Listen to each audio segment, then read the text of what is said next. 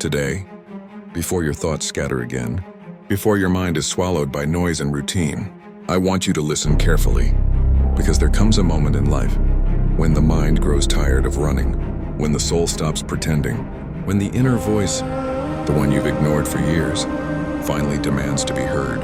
In a world that moves too fast, in a time where distraction has become the air we breathe, you need a place to stop, a place to think, a place to return to yourself. This is that place. Welcome to Diary of the Thinker. Today, I will guide you to a quiet corner within your own mind, a place untouched by noise, a place where truth speaks softly, but with undeniable weight. What you're about to hear may not be comfortable, but it will be necessary. So breathe slowly, deeply, and let the mind settle. We begin. The greatest struggle of human life has never been the world outside, but the one within. Not the economy, not other people, not the past or the future. The true conflict is the untamed mind, a mind that speaks without being invited, that imagines dangers that aren't real, that remembers wounds long healed, that repeats fears planted by others, that drags you through storms that exist only in thought. Your enemy is not somewhere out there. It lives behind your forehead. It speaks in your own voice. It doubts you. It criticizes you. It tires you. And as long as the mind remains ungoverned, life feels heavier than it truly is. Look at your life for a moment. Not with judgment, but with honesty. Look at the chaos in your routines. The goals you abandoned, the habits you promised you'd start tomorrow, the discipline that appears in short bursts and disappears just when you need it most. This is not because you're weak, it's because your mind drives the car, and you're sitting in the passenger seat, hoping for the best. The modern world deepens this chaos. Your attention is pulled in 1,000 directions. Every device demands you look. Every notification demands you care. Every comparison demands you feel less. And so the inner conflict grows. A restless mind, a tired heart, a distracted body, a spirit carrying all the weight. But today, we bring order to that internal storm, not by force, not by denial, but through the ancient discipline of clear thought, the philosophy of those who walked this path before us, the Stoics.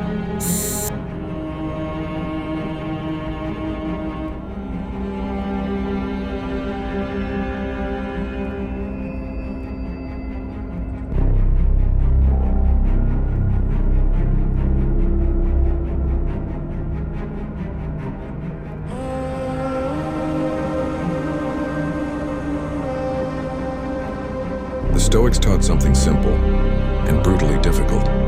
You are disturbed not by events, but by your judgment of them. Life itself is neutral. Circumstances are neutral. Facts are neutral. But the mind gives meaning to everything.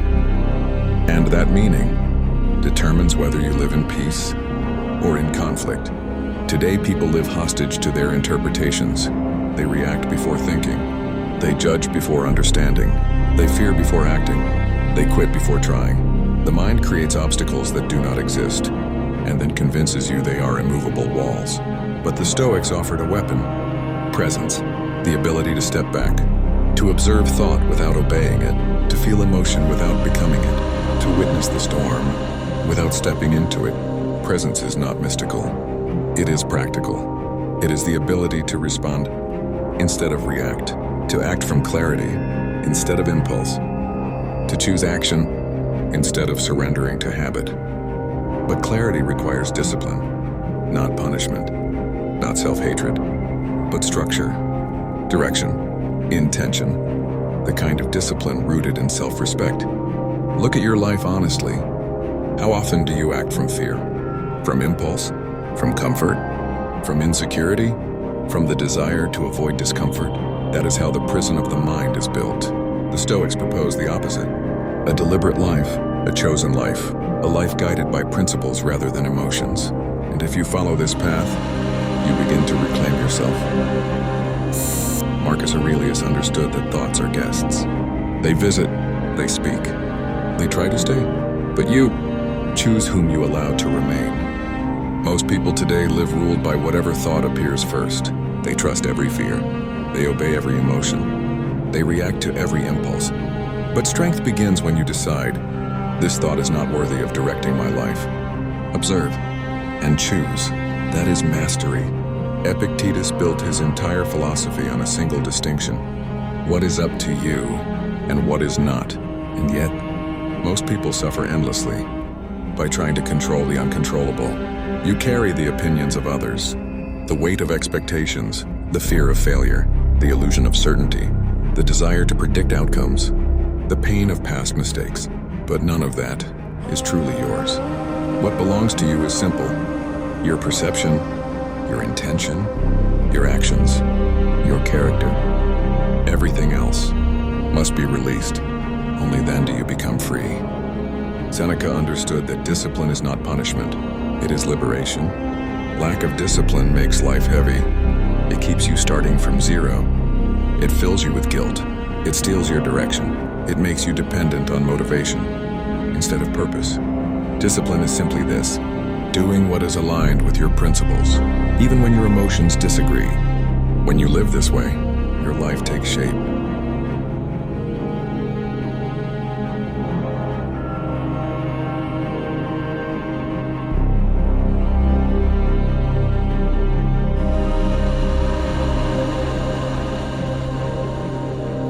The world today screams for attention, comparison, performance, appearance, constant validation. But true value is internal.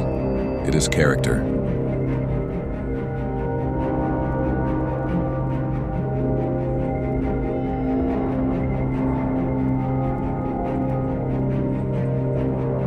It is the decisions you make when no one sees.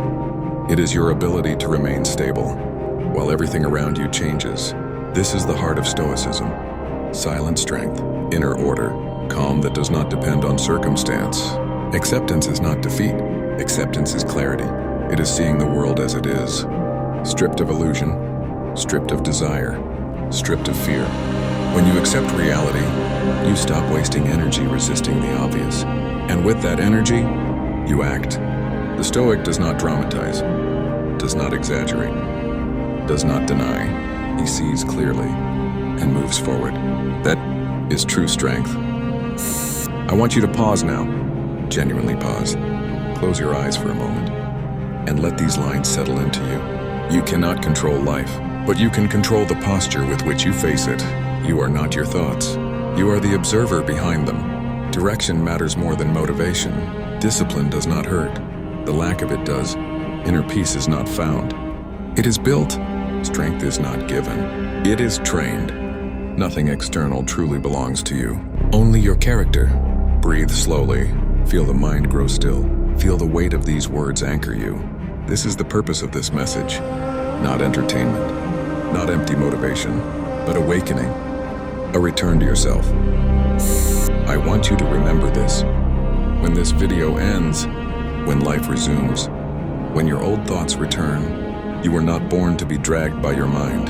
You were born to guide it. You were not born to react. You were born to choose. You were not born for chaos. You were born to bring order. This is the essence of Stoic strength, the calm of a disciplined spirit, the clarity of a governed mind. Your life can change, not through luck, not through fleeting motivation, but through daily alignment with who you truly want to be. Every thought you master brings you closer.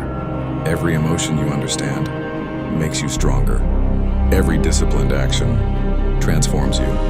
Today, you have taken a step. You have chosen to think, to reflect, to return to yourself. Let this be the beginning. Take one more slow breath, steady, controlled, aware, and return to the world as someone who has awakened.